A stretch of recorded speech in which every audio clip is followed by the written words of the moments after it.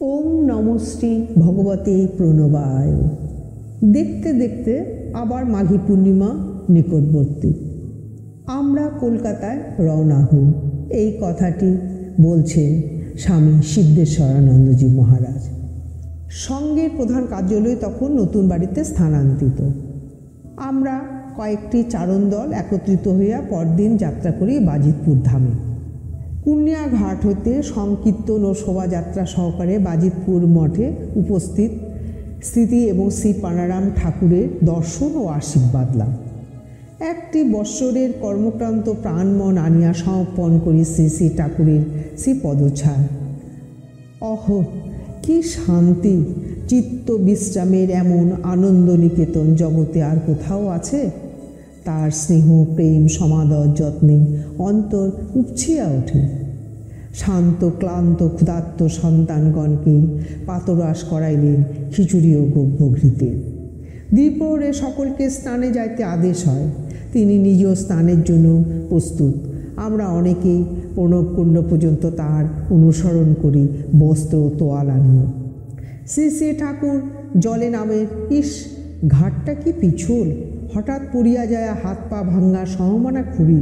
কিন্তু কাহারও জলে নামিমার বিধি নাই, কারণ এই জলে ঠাকুরের ভোগ রান্না হয়। ওই জলে পা দিলে তো অপরাধ হইবে।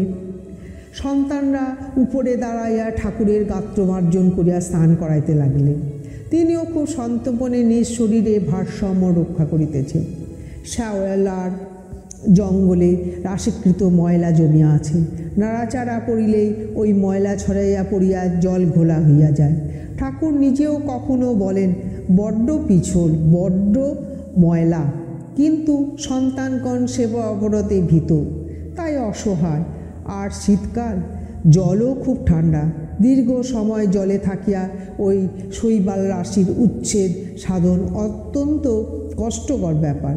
কিন্তু অন্যায় হোক আর পাপই হোক আর নরকই হোক, অথবা শৈত্যের শাসনে শরীরে শোণিত জমিয়া বরফ হইয়া যাক, একটি ব্যবস্থা তো হওয়া দরকারি। শ্রী শ্রী ঠাকুরের যে বড় অসুবিধা হয়। একটি গল্প তখন উনি বলছেন মনে পড়ে যায়। একবার নারদের মনে নাকি অহংকার জন্মেছিল যে তাহার মতো ভক্ত আর ত্রিভুবনে কেউ নাই। এই অহংকার চূর্ণ করবার জন্য বৈকুণ্ঠ অধিপতি শ্রী ভগবানের শিরপীড়ায় ভান।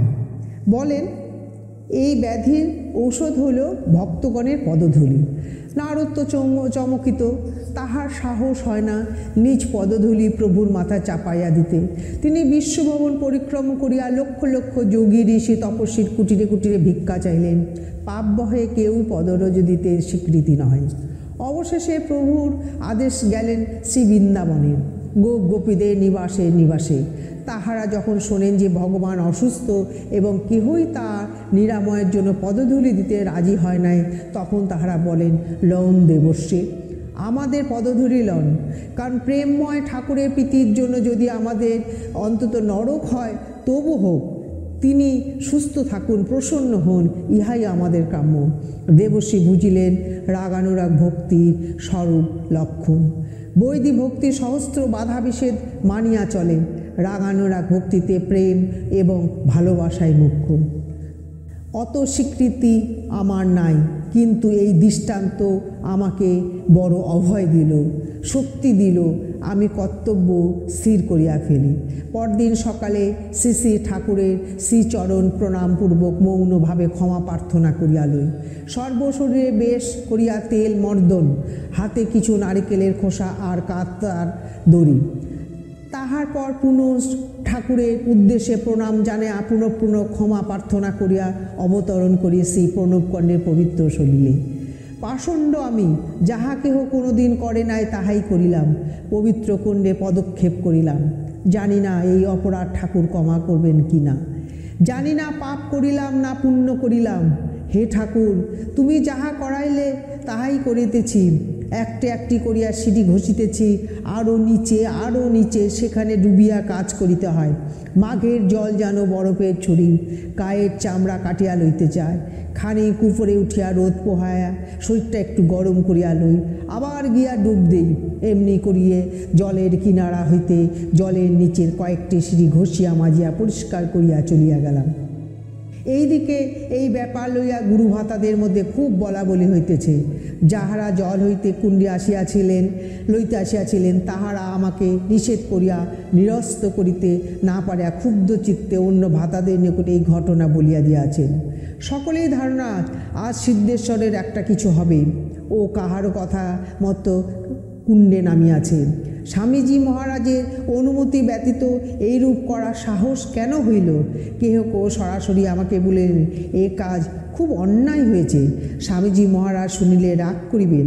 আমি তখন সত্যি অত্যন্ত ভীত, ভয়ে ঠাকুরের কাছে আর যাই নাই। মনে মনে কেবল দুশ্চিন্তা, কাজটি তবে কি খুবই অন্যায় করেছি? এদিকে স্নানের সময় আসন্ন। শ্রী ঠাকুর প্রতিদিনের মতন স্নানে চলিলেন, সঙ্গে সঙ্গে কয়েকজন ঘনিষ্ঠ পার্ষদ। আমি চলিলাম দূরে। যদি শাস্তি দেন তবে সেই দণ্ডটা নগদ মাথায় তুলিয়া লইব। আঘাত সে যে পরস্তব, সেই তো পুরস্কার। হ্যাঁ, ভাবগ্রাহী জনার্দন পুরস্কারই দিলেন, তিরস্কার নয়। জলে নামিয়া বলিলেন, কে পরিষ্কার করিল? খুব সুন্দর হয়েছে। কে কাজ করিল? সকলে নিরুত্তর। আসামি সকলেরই চেনালো, কিন্তু কেহ নাম বলিতেছে না। ঠাকুর আবার বলেন, বাহ, সুন্দর হয়েছে। কে কাজ করিল? ঘাটে নামা যাইত না, যেমন পিছল তেমনি ময়লা, ভারী অসুবিধা হইত। দূরে দাঁড়াইয়া সব শুনিতেছি। ভয় গেল, অভয় পাইলাম। ঠাকুর প্রসন্ন হয়েছে। তখন আমার যে কি আনন্দ! ভোগের পরে যাইয়া শ্রীপাদপদ্মে প্রণাম করি। হে জনার্দন, হে ভগবান, তোমার আশীর্বাদ যেন তোমার সন্তানের মাথায় সহস্র ধারায় বর্ষিত হয়। ওম তস্যাৎ। ওম গুরু কৃপা হি কেবলম। ওম গুরু কৃপা হি কেবলম। ওম গুরু কৃপা হি কেবলম।